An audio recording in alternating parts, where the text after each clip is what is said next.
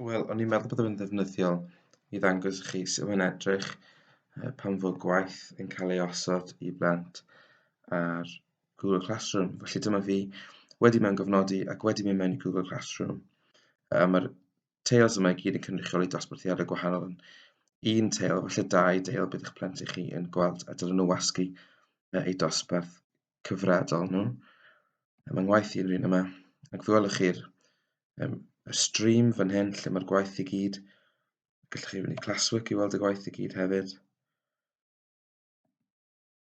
A mae yna dasgau fan hyn i'w gwneud mewn y stream hefyd. Felly dyma'r un cyntaf o ble wyt ti'n dod. Ac wrth wasgu arno fe, mae'n mynd i fi'r sgrin yma.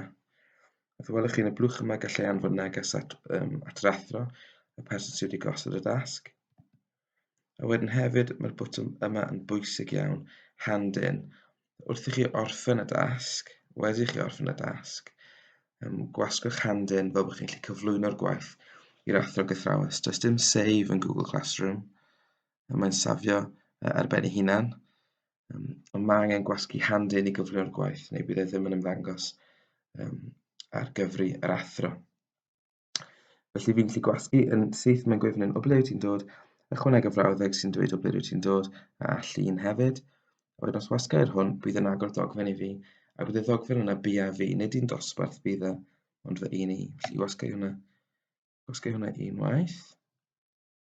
A mae'n agor Google Docs fan hyn, o ble ti'n dod, ac yn syml iawn wedyn, un dod i'r dydd, a mae'r dasg hefyd yn gofyd am lun. Nawr, un o'r pethau ni'n hoffi am Google Classroom yw fod popeth yn tu fewn i'r raglen. Does dim angen i chi fynd i chwilio wedyn yn Google Images. Gallwch chi fynd lan fan hyn. Drive yw eich lluniau chi wedi rhoi Google Drive. URLs os link gyda chi. Cameras chi eisiau defnyddio camera, y teclyn chi'n defnyddio. Upload from computer os ydy ar y cyfrifiadur chi'n defnyddio. Ond hwn yw'r un sy'n defnyddiol iawn. Search the web. Gwasgu hwnna, ac os ydy pe mewn Caerdydd, dwi'n fan Gymraeg y gen i weld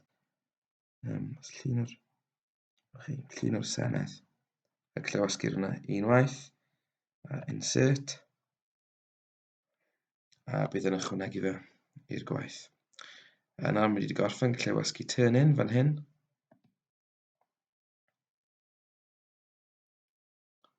a dwi wedi gorffen y gwaith yma'n gwyd. Gawdech chi gadarnhau penderfyniad yna, hand in, a welwch chi bod yr hand in oedd fan hyn yn newid i unsubmit, a mae'n dangos fy mod i wedi gorffen y gwaith. A felly dyna ni, mae mor hawdd ac mor syml